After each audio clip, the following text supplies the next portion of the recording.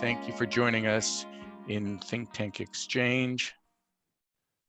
I'll let other people in as they come in the background. Bill DeRoche, thank you so much for joining us today. And of course, John Christofilos, thank you. I think I pronounced that right? That's pretty good, Dan. Yeah, I'll take that. Okay, yeah. Good. You know, we go back a ways, Bill, you and I, talking about different solutions, different markets, beta, et cetera. And so this is going to be a lot of fun for me because to some degree, I feel like I'm taking a victory lap, but that's besides the point. You never know when the victories come and go, right? But anyway, here we are talking about AGF, talking about beta, talking about ways to protect your client assets, and that's the most important thing these days. Bill, you know, you've been around since 2009. You founded the AGF solution here in the U.S. Could you give your background just so we have some context of who you are, what AGF is, and then we'll shoot over to John and have a discussion about his background as well. And we'll get started. Yeah, Dan, I have to appreciate you making me a lot younger than I really am. I have quite a bit of gray hair. I've been doing this now for over 25 years. I've always been on the quantitative side. I actually started in fixed income, transitioned to equities shortly. I've worked mostly in alternative strategies, so managing funds that are long, short, market neutral. So I'm excited about talking about the regime we're in and how those types of strategies can really help people deal with what we're seeing in the market today. Yeah. So John, your background, man. Yeah, thanks, Dan. Appreciate the opportunity. Hello, everybody. It's John Christofilos calling here in Toronto, Canada. I've been in this industry for 30 some odd years with AGF for the last 9 years. But prior to that, spent many years, a couple of decades, that is, on the sell side, so on the brokerage side. So 9 years ago, decided to make the switch over and had a motto to bring a little sell side to the buy side, and that's what we've done here at AGF. I've worked in the equities trading sphere for a long time. Started in 1987, Dan, on the floor of the Toronto Stock Exchange. If you can envision this, running around with lots of pieces of paper in my hand and an ugly looking jacket, executing trades very manually on the floor. And that's the way I got started. And it's in my blood. I can't get rid of it. And it'll be, I think, 32 years since I started shortly. So I love it. Love the game.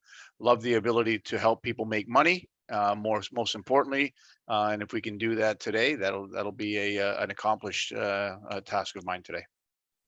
Yeah, you know, actually, my dad was a specialist, so on the New York Stock Exchange and the American. So I hear what you're talking about. So hey, Dan, let me tell you something real quick. Then this is interesting. So we used to run a hockey tournament every year, the Exchange tournament, and we had a Toronto team, a Montreal team, a Boston team, a New York team, a Chicago team. And I'm not going to tell you who won every year, but you can probably guess. But it's become a lot more competitive over the last little while because people in the U.S. Have taken hockey very seriously over the last decade or so, or 15 years. So it's much more competitive than it ever was. Well, I hear you on that. Taking a step back, though, before we get into the markets, et cetera, John, can you fill us in a little bit about who AGF is? Because it's kind of that Canadian asset manager, frankly, that I don't think a lot of people here in the U.S. know about. Yeah, I mean, we're domiciled in Canada, but we're a global asset manager. We have offices in Canada, the US, Europe, and Asia. So we've been running international global products for many decades. The company was founded back in 1957 by the Goldring family, and AGF actually stands for American Growth Fund. It's still our flagship product. It was the first product that allowed Canadians to invest in U.S. securities in mutual fund format. So it's still our flagship product. It's what we were born on, and it continues to be part of what we do all day, every day. But we're really a global asset manager. We have $40 billion under management across 4 really distinct business lines: fundamental analysis, quantitative that Bill is associated with. We have a private alternatives business, and then we also have a private client business. So well diversified. We're a public company that trades on the Toronto Stock Exchange. We actually reported earnings this morning. Happily, we beat, and everything's good. So that's who we are. We're really proud of our past and our history, and looking forward to continuing to grow this business for many decades to come. Yeah. So we got 3 gray-haired guys here. We've seen a lot, right? Bill, let's start with you as a portfolio manager here. What are your thoughts about the overall market and conditions, and you know, what you're thinking? Yeah, you know, we definitely entered a different regime. You know, I'd say it was probably back around the first week in November. You know, prior to that, say for the previous 10 to 15 years, you know, the biggest concerns were that, you know, global growth would recede. But now the primary concern is definitely shifted towards inflation. You know, when you think about it, when global growth was the biggest issue, and when it started to wane, central bankers would just immediately cut rates. So it was pretty easy for investors to, you know, dedicate a significant portion of their portfolio to equities. Equities are a great way to generate wealth for investors, but then have an allocation to fixed income that they could count on to do well when equities were doing poorly. Given the fact that we're in a different environment now where inflation is much more of an issue, and we've seen it now since, you know, look at the first quarter and continuing, basically as equities have sold off, so has fixed income. You know, it's about the worst quarter we've seen for that 60-40 portfolio that people like to use as a baseline. So I just think you need a different viewpoint to handle the regime. You definitely need things that can work well in a rising rate environment. Central bankers, in particular the Federal Reserve, have made it very clear that, you know, they're going to fight inflation, which means they're going to have higher rates, which is going to lead to the economy slowing. So you have that dual risk here where you're worried about inflation, but at the same time, you're worried about recession. So definitely different. And for those of you who don't have gray hair, it's probably not something that we've seen, you know, you probably had to deal with as an investor. It just hasn't been around for a long time. And John, you know, I'll just present the question. Are we in a recession now, or just still heading to a recession? And by the way, when I'm thinking about the U.S., but that may not be the correct thinking because you're in Canada. No, I mean, listen, we, as a global asset manager, Dan, the U.S. is our primary market, right? I mean, we've got most of our money invested in many U.S. names, so we care and watch the U.S. market all day, every day. And as the chief trading officer at AGF, it's primary on my screen. It's what we look at, and it's what we talk about every single day on our morning calls and the like. So my personal opinion is we maybe have not entered a recession yet, but we're on our way. And this is the one thing I want to make very clear. This is a normal part of the cycle, right? Things don't always go up, right? And things always don't go down. We'll rotate around, and there'll be opportunities to make money. And Bill will talk a little bit more about some of the stuff that we're doing, and then the opportunities to make money. But look, I started in '87, as I said, as a runner on the floor. I lived '87. I lived 2000. We all lived 2007, 2008. We lived 2020 when we shut down the economy ourselves, and we're now living it yet again. These are normal cycles, so I wouldn't get overly concerned. Although clients get concerned when you know their PAs and their investments start to go south. But you know, the one constant through the entire history of my being here on the trading side is that markets recover. It takes time, but they do recover, and things do get better. In terms of the recession question, just real quick, Dan, I think if we enter a recession, I think we enter a small R recession, not a deep recession, only because corporations are quite healthy and the consumer is still quite healthy, right? They're still sitting on a lot of money, a lot of cash sitting on the sidelines, whether that's private individuals or corporations or endowments or hedge funds or whatever the case may be. We monitor cash levels globally very, very carefully, and there's a lot of money still sitting on the sidelines. So small R recession, in my opinion, is what we'll enter, and then we'll work our way through it. And might be a pretty good opportunity to start legging into some of the opportunities that we see in the market. Yeah, having a little cash feels good, or having a little something that goes up feels good right now. And it helps offset, mental anguish, as well as, more importantly, portfolio weakness. So let's go through some definitions, because I definitely want to offer up advisors or their clients an understanding of just some basic definitions. So Bill, beta, define it. High beta and low beta. Yeah, beta captures two elements of a security. It's basically its correlation with the overall market as well as its volatility. So it's basically a relative measure. How volatile is that particular security relative to the market? The market, by definition, is going to have a beta of 1. So if your beta is greater than 1, that means you're going to be higher vol than the overall market. If it's less than 1, you're going to be less vol than the overall market. So it just gives you a sense for, if the market's going up, high beta names should go up more than the market. Low beta names should go up less. And the same is true if the market's going down. High beta names should go down more, and low beta names should go down less. So in the past, we've talked a lot about passive indexes, right? And there's market cap, there's equally weighted, and there's even dividend, right? You can construct a portfolio based on beta, and Bill, you've done that. Yeah, so as you alluded to, there are a number of different weighting schemes. There are a number of ways to create portfolios.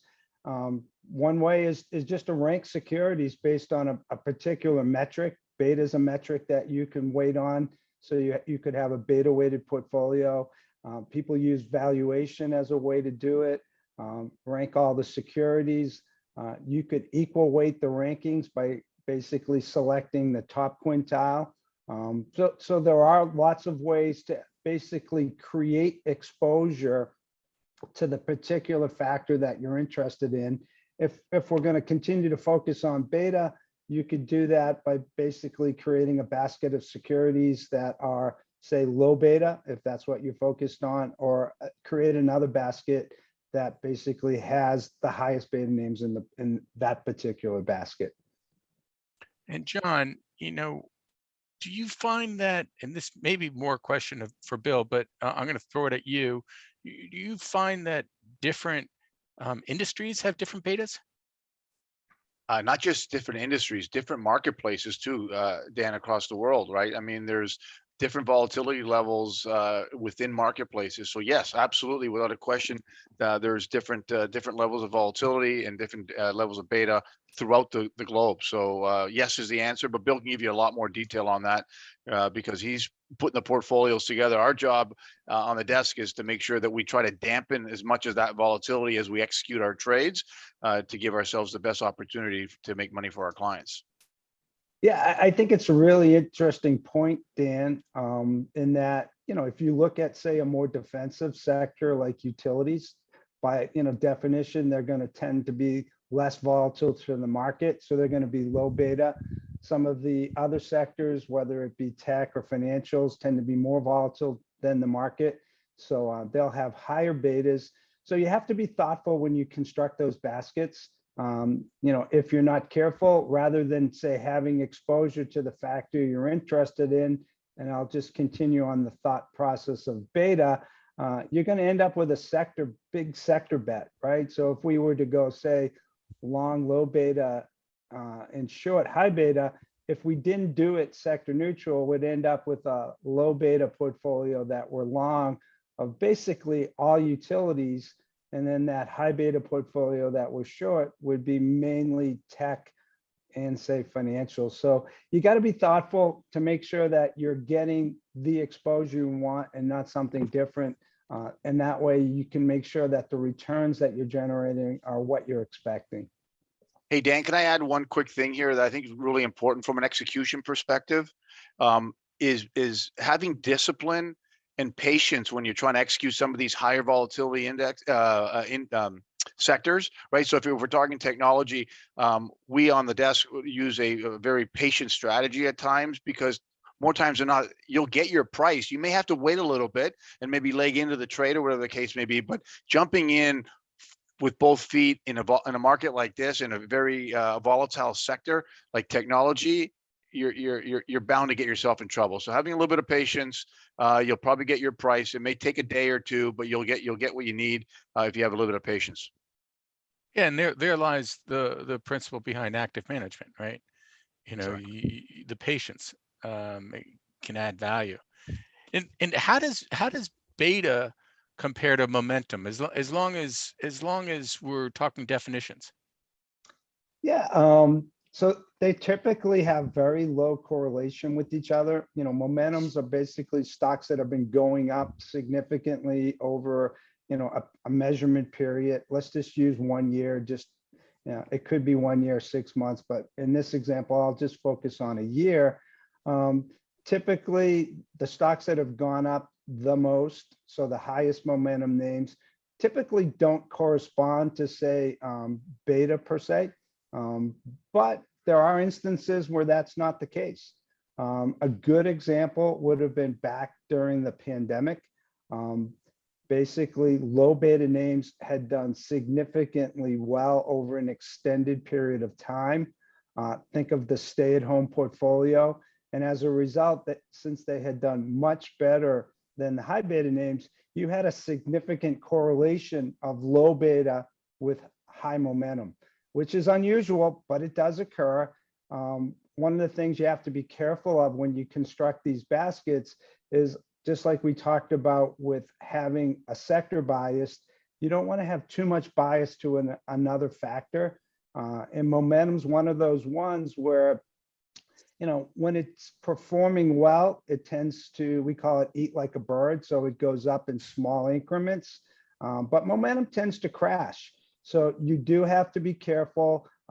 If momentum, say, is becoming correlated with that low beta portfolio and you want exposure to low beta, all of a sudden you could see the portfolio have significant exposure to momentum also. There are ways to control for that, but the bottom line is, if you're not careful and momentum, you know, acts the way it typically does, and it basically has a deep drop, like we saw when the vaccines came out back in November of 2020, you could see that low beta portfolio significantly underperform. So I think the other element of active management is good risk control. So in this example, it would be to control that momentum exposure when it just gets significantly higher than what you're comfortable with. So Bill, does beta trade differently in different economic conditions, such as recession, inflation? Yeah, for sure, it definitely trades differently. What we tend to notice, it's really the high beta names where there's a significant difference in the performance. Low beta, you know, typically performs in line with expectations. When we create, say, a long low beta portfolio of US names, say the top quintile, that beta is usually somewhere, you know, depending on how you measure it, in the 0.8 to 0.9 range, which suggests that when the market's up, you would expect that basket to be up 80% of what the market is up. And similarly, when the market's down, you would expect it to only be down about 80 to 90% of the market is down. It's the high beta names where there's a huge asymmetry. And say, let's just say we're we have a basket that's basically the quintile of highest beta securities from the US. You're looking somewhere in the 1.2 to 1.3 range for beta. So that means when the market's up, that basket should be up, 120 to 130%. What happens though when the market's down? It's down significantly more than that 120 to 130%. It's down more like 150 to 160. And the reason for that is mainly leverage. What we see is these high beta names tend to have significant leverage, both on the operating side as well as financial leverage. They tend to have more variability in earnings. So when the market sells off and volatility spikes, these high beta names get hurt much more than you would expect given their betas. So given that, there's an opportunity to take advantage of that anomaly. We've all heard of that low beta portfolio where you're long low beta, short high beta, but it's an anomaly that's, academics have written about now for decades. And because of that asymmetry in the high beta portfolio, there's a way you can generate some outperformance if you create a strategy that works successfully. So how does high beta and low beta compare, to fixed income as a solution to defend? Yeah. So, Dan, as we discussed, fixed income has been a really good hedge for equities over the last 10 years, given the fact that we've transitioned into a different regime where we're worried about both inflation as well as slowing global growth. It's basically brought back to the forefront the use of alternatives in your portfolio. One of the things that clients have done is they've basically created more exposure to commodities, which have done exceptionally well. But one of the areas that we also focus on is alternative strategies.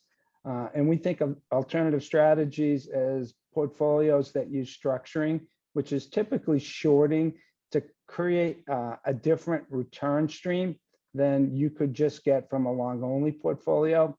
So with alternative strategies, market neutral is the most common. Folks can create an uncorrelated return stream to the market, which means, it's typically going to have zero correlation, which means it could go up or could go down depending on, what the market's doing. It's not going to have any directional bias. But the other thing you could do is create a hedging product, something that you feel confident will consistently go up when the market goes down and vice versa. And that's typically how folks like to use this low beta, high beta anomaly. If you think of a portfolio that basically has equal dollars associated with a long low beta basket and equal dollars associated with a short high beta basket, by definition, having equal dollars associated with a long portfolio that has a beta of 0.8 or so, and a short portfolio that has a high beta portfolio closer to 1.2 or 1.3, you're going to have a negative beta. And at the end of the day, that means you're going to have a negative correlation to the market. It also means that when the market goes up, the expectation is you'll be expected to go down. And the converse is true, which is more important.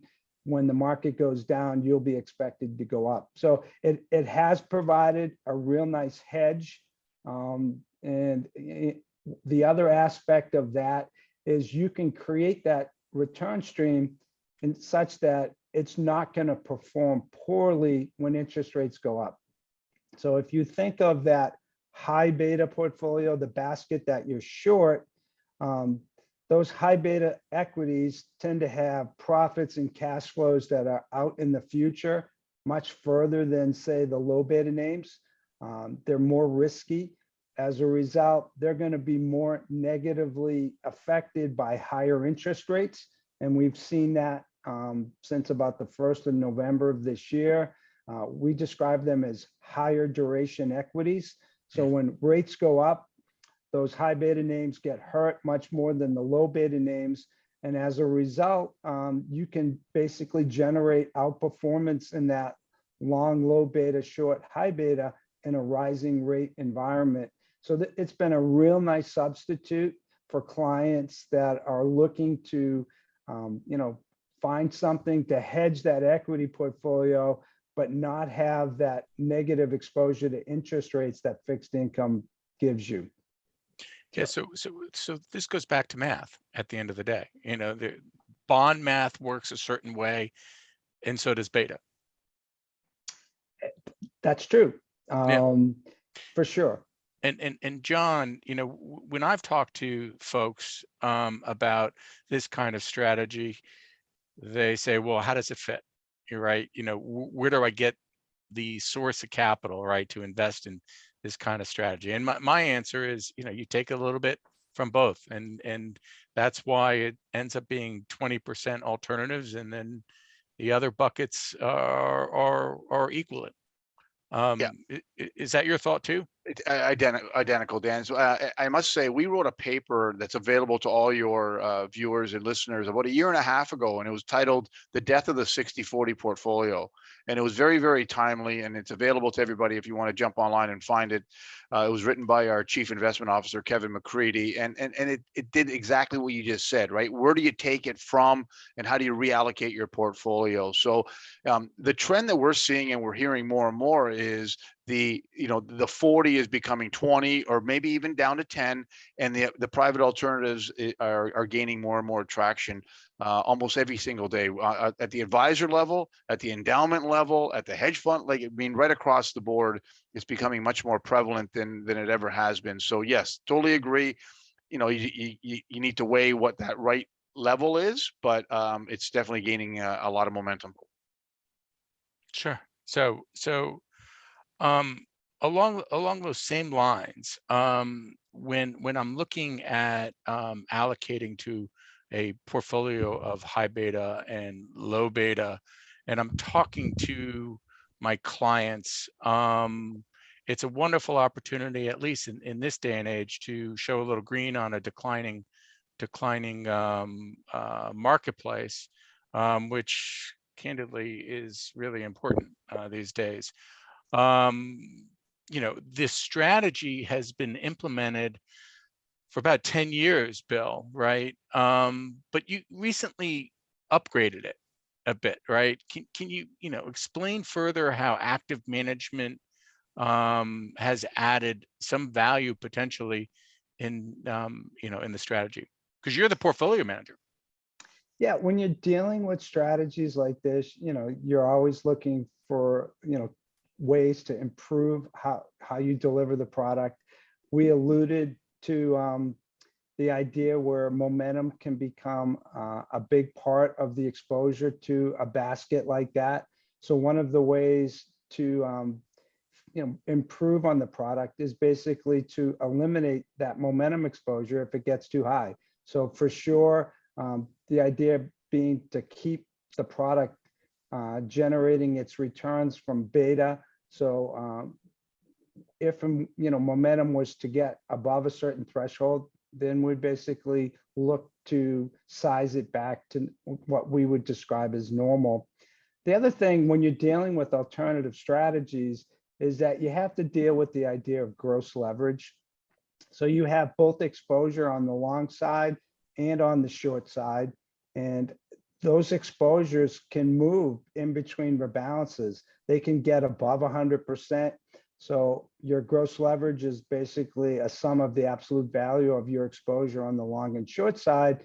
So, if you rebalance the strategies back to dollar neutral, you're going to end up with a gross exposure of 200%, but that gross leverage can move higher. So, if the market's going up rapidly, it's going to affect both the long portfolio as well as the short portfolio.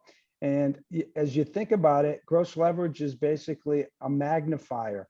If it's moving higher, it's going to basically magnify whatever the volatility that you would have expected. So if your gross leverage goes from 200 to 250, you've basically increased the volatility by 25%.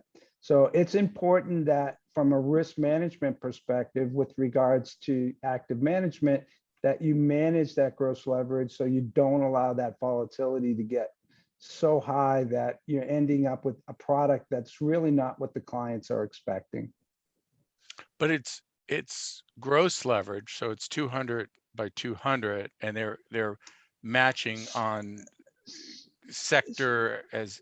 Yeah. So let's be clear. There's no borrowing in any of these strategies that we implement, since the strategies we implement are all designed to be able to be ported into a fund. So they're 100% long and 100% short when we reconstitute and rebalance. When you add that 100% long with 100% short, you end up with 200% gross leverage on day one. And then obviously things are allowed to fluctuate based on the market movement, but no borrowing. The leverage is just created through the short positions. Yeah, and let me just remind everybody, if you have any questions, put them in the chat and we'll address them, or bring you up even if that's of interest to you. So on a sidebar, you guys know each other pretty well. You know, do we have any stories to share, just to add some humor in the? Hey, Dan, let me start with that one. This is good. That's a good lead in. So Billy, as you've heard, is one of the smartest guys on the street. And he's also one of the most humble guys on the street as well. And Billy's got quite a past.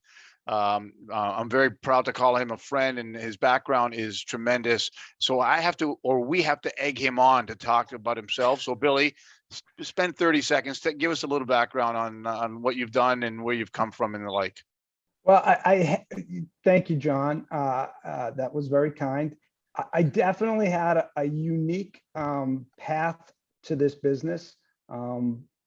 Prior, after graduating from my undergrad degree was in electrical engineering from the Naval Academy, I went to flight school and I was designated a naval aviator. And I flew for almost 10 years off flight decks of aircraft carriers. I have a few thousand hours flying high performance jets, almost 500 carrier landings. I will say it definitely taught me risk management for sure. You can only go so low to stay below the radar before the ground becomes an issue. But yeah, it definitely was a different way. Obviously with Top Gun Maverick out, I'm getting lots of folks asking about it. I actually flew the Hornet, pretty neat airplane. But yeah, it was a long time ago, back before I had glasses. Hey Billy, we can see the resemblance with you and Tom Cruise, man. It's uncanny. Yeah, we're about the same age, right?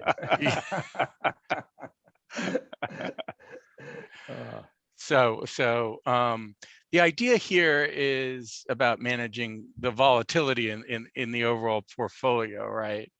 And I love how you pointed out that the 60-40 model is deep in question at this point, and we don't know, as an example, how long these conditions are going to last. So at the end of the day, one could say that this ends up being a core solution, right? How much does one have to put in to really have an impact? Yeah, so I'd just say briefly, going back to John's earlier comments, that everything goes around in a big circle. So for sure, we're in a very different regime where inflation is a primary concern, as well as recession, which requires different solutions. Eventually we'll get back to where we were prior, but it's going to be a while. So our view is this strategy is done well over, say, the last 6 to 8 months. But the view is it's going to continue to do well. We're not leaving this environment anytime soon. So the idea, we're not going risk on, say, where, everything's going to, transition back to a bull market. It's going to be choppy for a while. So this idea of having some hedges in to protect some of the volatility of your equity portfolio, from our perspective, that makes a lot of sense. The idea of those hedges being able to react favorably to higher interest rates, that makes a lot of sense to us, because it's been made very clear that rates are going higher. So the idea of fixed income working as well as it had in the past doesn't make a lot of sense to us. And so from my perspective, those are two nice tailwinds. I'll add a third, in that these strategies generate a fair amount of cash. When you go short a security, obviously that generates short proceeds, and those short proceeds earn some interest. Over the last decade or so, that interest has been almost zero. But as rates go higher, you're creating a nice little tailwind in the portfolio in terms of positive performance. So, from our perspective, we like this particular strategy in terms of a substitute for fixed income as a hedge for that equity portfolio. So again, it's done well, but we believe it's going to continue to do well moving forward, given the environment that we're in now. Yeah, and Dan, just to follow up on that, I think it's important that we all come across people that don't think about the hedge part of the portfolio, right? So they're long the market and they're getting punished, right? But in their real lives, they buy house insurance to protect their homes. They buy car insurance to protect their cars. They buy life insurance to protect themselves and their loved ones, but never think about any sort of hedge or insurance on their portfolios or life savings. And the product that Bill's described here does just that, right? Gives you the opportunity to preserve some capital going forward. And it's vitally important that people think about that, because markets are very cyclical. And when they're in a downdraft like we're seeing right now, it's painful. In fact, I'm not sure how many I've heard more people say, I don't open my account statements anymore. I've stopped opening them up because I just know it's not gonna look good. And that's not a very comfortable position to be in. So Bill described it exceptionally well, but it's vitally important that people think about the capital preservation, the hedge side of the portfolio as well. Yeah, because I talk to a lot of financial advisors these days, and as always, the question is, what assumption does one make for inflation at this point, right? And to your point, if you don't open that account statement, you don't know your buying capacity, right? Just in general, your purchase power. So you got to open that statement, and fixed income just isn't going to be there for that, right? You might preserve some capital, right? But inflation's eaten away. And there lies a big problem. So how does one look at inflation today in general in portfolios? John, you want to give that a shot, or? Sorry, you want me to start, Billy, on that one? Yeah, sure. Because I feel like you're dealing with it all day long in terms of trading, and then I'll just jump in with regards to what we're thinking about it. Yeah, it's listen, Dan, it's top of mind every single day, right? I mean, you hear about the price of gas and the price of food. And the one thing I will say, though, I joked with a couple of people this morning, when people talk about core inflation versus headline inflation, right? And it baffles me that we think about core when food and is vitally important to us, and heating and air conditioning, or heating ourselves and our families, are very important. But they always take that out because of the volatility in food prices and energy prices. But it's part of what we do all day, every day. It helps us understand where we think the market's going to get to. I will say this, though, I'm starting to feel a little bit better about the trajectory of inflation. I know people may argue with me, but some of the numbers that we're seeing, we're feeling a little bit better. That's the good news. The bad news is the R word is right around the corner, right? Things are starting to slow, and we're starting to see signs of that across the economy, in Canada, the US, Europe, and Asia. So that's the more concerning. I think we're going to get inflation under control. I think the Fed is being very, very proactive, and I don't think that's going to end anytime soon. They're going to be, another 50 to 75 next meeting, and then we'll probably have to take a look and see where we are. But once we get out of the inflation issue, we're going to have the recession issue. So there's always something on the horizon that keeps us thinking about how we position our portfolios. Yeah. Just to reiterate John's point, inflation is so pernicious. It's so important that we don't allow it to get embedded into all the assumptions. As people renegotiate labor contracts and stuff, if you don't nip it in the bud early, basically it'll get embedded and it'll be sticking around for a long time. So I think, to John's point, that the Fed recognizes how pernicious it is, and they're going to be aggressive in terms of how they combat it. I think, just based on what I've heard from them, they'll be the first to admit that they were somewhat slow to the game here, but I think you're going to see them be very aggressive in terms of trying to eliminate it. From my perspective, that suggests that, they'd rather see inflation back down where they're comfortable, say in that 2% range or so.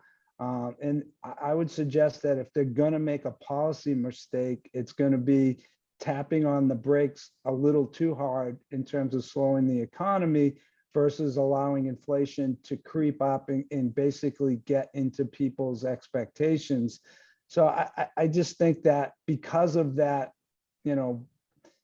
error that they're willing to make, we'll say, is that I do think the risk of inflation is higher than probably, we're putting in at this point.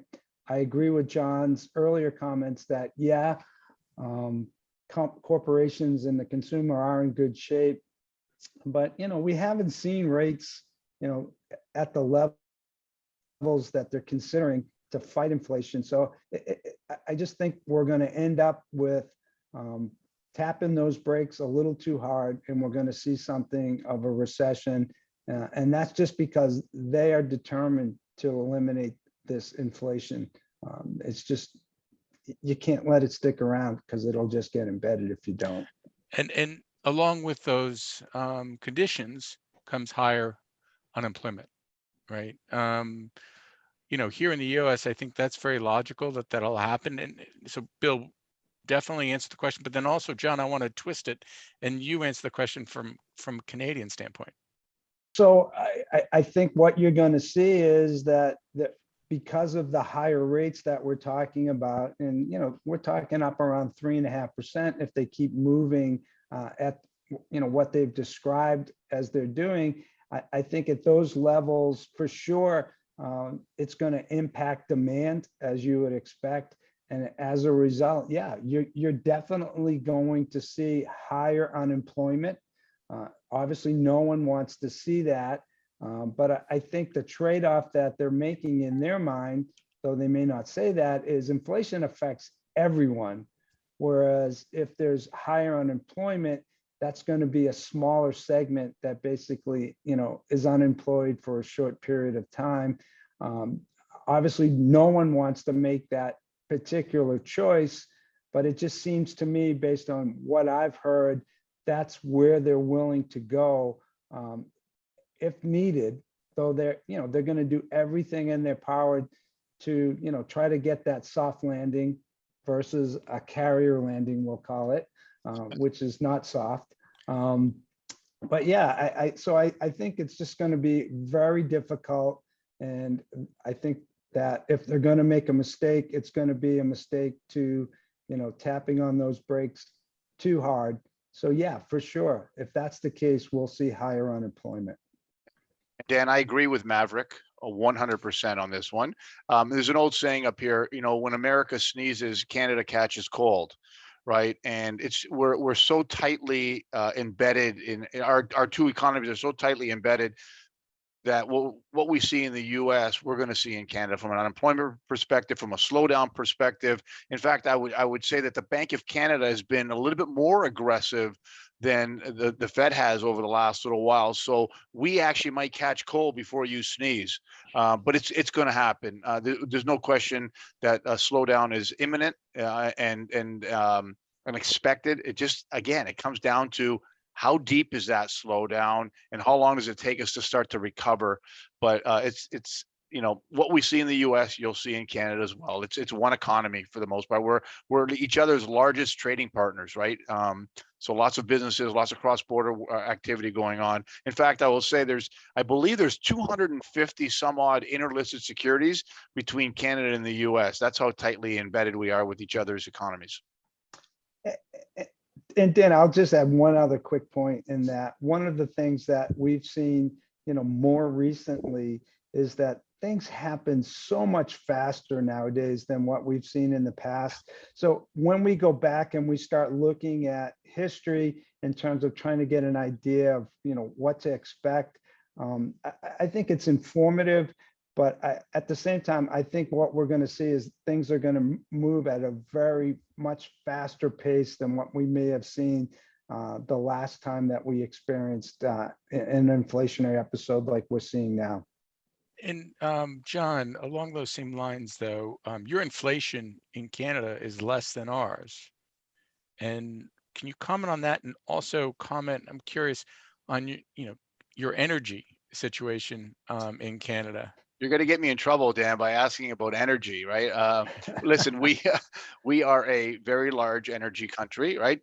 In fact, many people call our Canadian dollar a petrodollar, right? Because we're tied to the Alberta oil sands out west and the like, and we have a lot of energy. The question is how we get it refined and exported, which is a big issue around the Keystone pipeline and the like. So that, I'm not going to go any further than that because I can get myself in a little bit of trouble. But we are a petro country without a doubt. Yes, our inflation is slightly higher. Sorry, is it higher or lower than the U.S.? I think it's slightly higher than the U.S. at this point, I believe. We're at 8.6, by the way. Yeah, I think we might be a little bit higher than that on the most recent reading. And I mean, I don't know why that is, but again, we are 1/10 the size of the U.S., so we maybe have a little bit more volatility in our numbers relative to what you have. But it's not that far off from where you are. So again, you sneeze, I'll catch cold, and that's the message for today. I think that should resonate with people. Bill, were you about to comment on that? No, there was a big print today, so for sure, inflation in Canada is definitely of primary concern. Absolutely. Yeah.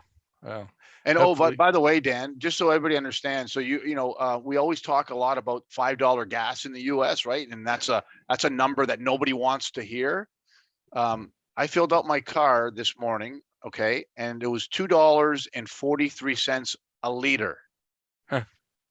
Anybody know how many liters there are in a gallon? 4. Do the math. So maybe that's one of the big reasons why, we're up at $9.50, $10 a gallon for gas, and we are a self-sufficient energy nation, and we are taxed so heavily in the energy space. It's causing a lot of concern here for sure. That's kind of scary, John, it is I scary. have to say. It really is. Is that is that as high as you've ever remembered it to be? In my lifetime, I've never seen it this high. And it's I'm sure there's a little bit of gouging going on. I'm sure there's a little bit of excess enthusiasm from some of the oil companies and the like. But yeah, it's high and it's painful. It truly is. When you drive in, I drive in 45 minutes every single day, and the tank is full when I start the day, and it's not so full when I get home. Kind of hurts. No, there lies part of the problem, right? Yep. And you can't get around that. I mean, you got to go to the office. Yes. Well, I mean, listen, and Billy knows this quite well. Our business works better when we're face to face, when we're talking stocks and we're talking strategies and we're talking to our clients. There's other businesses that you don't have to be in the same vicinity or in the same office, but our business always works better when we're face to face. Yeah. No, I absolutely hear that point. And so coming back to the whole concept of high and low beta, a question I forgot to ask is, how big is that universe, Bill? I mean, is it basically, the US market and the S&P 500 type of names?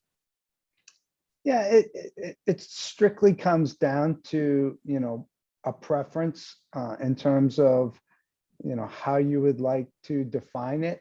I typically like a basket where the names are very tradable. So you don't want to go too far down in the cap spectrum. So something, similar to, the top 1,000 names in the US, that gives you a nice, easy, top quintile would be 200 names, bottom quintile, 200 names. It creates a portfolio where, you don't have so many names that it's difficult to trade, but it gives you enough diversification that you don't have a lot of idiosyncratic risk in the portfolio. The biggest driver will be, the factor you're looking at for exposure to. In this example that we're using, it would be, the low beta versus high beta portfolio. So that's typically where I'd like to go. Again, it's all about trade-offs. So it's about tradability. It's about reducing that idiosyncratic exposure. So based on all those various, thoughts, I typically settle with the top 1,000 names by market cap in the US. So the large caps, right? And then Yep. basically 30, 40 basis points positions. Yeah, if you create an equally weighted portfolio, just for an example, you end up with 200 names, 50 basis points each. So no one name's going to drive the performance. You're basically making the assumption that all the securities in Q1 have the characteristic you're looking for. In this example, it's low beta, and all the securities in Q5 have the characteristic you're looking for, which is high beta. And you're doing this with an active strategy. So are you still trying to rebalance pursuant to some kind of methodology? Yeah. So again, there's a fair amount of trade-offs in a strategy like this. I would say that we're trying to make it so that clients understand what they're getting for the most part. So there is a methodology behind what we're doing. We're systematic portfolio managers. So we are trying to follow, call it rules. But at the same time, we're also trying to make sure that clients get the experience that they're expecting. So we gave two good examples where, if say we get too much exposure to different risk factors, momentum being the most common, we'll take action to adjust for that. And similarly, if that leverage, starts to move up significantly, because it really affects the overall volatility of the portfolio, we're going to adjust for that too. I think that's, volatility in particular is a good point, and that, we're living in a much higher volatility environment here. Since the pandemic, vol's about 50% higher than what it was, say, pre-pandemic. And if you think about it, if you have two return streams with equal average return, the one with the lower vol is actually going to end up with more cumulative wealth. So, we're looking to manage those types of things. So if that leverage is creeping up, we're going to go ahead and take action. So trying to be predictable so that clients get what they signed up for, but at the same time, when things start to move significantly away and deviate, we're going to take action to control for it. And the two examples I provided, both momentum and gross leverage, are good examples of that. And one of the ways that I look at this kind of strategy is, when it's working, right? Let's just say it starts at 10%. It may not be the correct weighting. We don't have to hold ourselves to that specific weighting, but for math purposes, that weighting is going to go from 10 to 11, maybe higher, depending on the performance, right, of a portfolio, because it's increasing in value, while what's not working is decreasing. So you're getting short protection that increases and puts more brakes on. Yeah, I think it's a good example of, if you're looking for things or ways to fund the strategy, when the market's struggling and it's selling off, your hedge is going to do exceptionally well. And at the end of the day, when you're moving back to a more, call it, risk-on environment, or you're, looking for the market to transition, you have a natural sell candidate because your hedges are higher. As a result, you could sell them and basically, increase your exposure to the market. The converse is true. When the market's going up, your hedges are going to be going down. So as a result, you're naturally going to have a way to fund those hedges by selling some of the gains you saw in the market. So I think your point is right on. It makes a lot of sense. And I think it creates, you don't have to overthink, how am I going to fund this at the end of the day. So John, any concluding thoughts as we circle back at the top of the hour here? The thing that I'd leave viewers with or listeners with is that we are in a normal drawdown. It happens quite often. We need to have patience and understanding and protect portfolios as much as we possibly can, Dan. But again, we've all been through these. As you said earlier, we all have gray hairs and we've been around for a period of time. And ultimately, the market does recover. You just need a little bit of patience and not panic by any stretch of the imagination, and things will work out in the end. So that's what I would leave viewers with or listeners with this morning. Just have some patience. Yeah, I got to tell you, there are a lot of people who are panicking right now. They have. And it's kind of sad in some respects, but yeah, they're just not necessarily prepared properly. But then again, Dan, that's what makes a market, right? There's always a buyer and there's a seller. Somebody's going to panic and somebody's going to take advantage of the panic, and vice versa. So it's been like that for 150 years. It's going to continue to be that way. I prefer to be the one taking advantage of somebody panicking more times than not. And if we can do that, we'll be fine in the long run. You vulture, you. And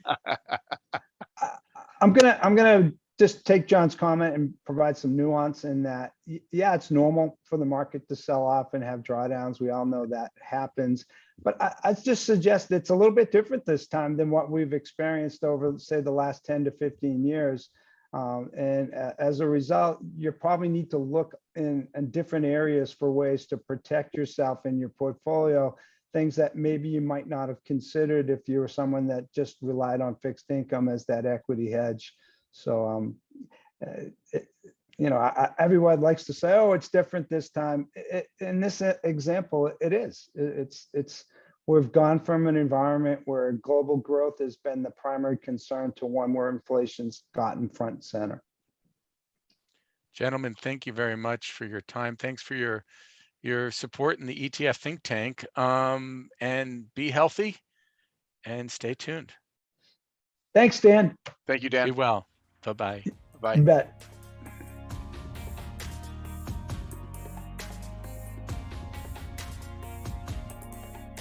The views and opinions expressed during this event are those of the participants and do not necessarily reflect the views of the sponsor or organizer. Information set forth during this event has been obtained or derived from sources believed by the participants to be reliable. However, neither the sponsor nor the organizer make any representation or warranty, express or implied, as to the information's accuracy or completeness, nor does the sponsor or organizer recommend that the information shared during this event serve as the basis of any investment decision, and it has been provided to you solely for informational purposes only, and does not constitute an offer or solicitation of an offer or any advice or recommendation to purchase any securities or other financial instruments, and may not be construed as such. Past performance does not guarantee future results. This interview is being distributed for informational purposes only and should not be considered as investment advice or recommendation of any particular security, strategy, or investment product. It does not constitute legal or tax advice. The information provided is not intended as a complete analysis of every material fact, and the underlying assumptions and views are subject to change based on market and other conditions. All investments involve risks, including possible loss of principal.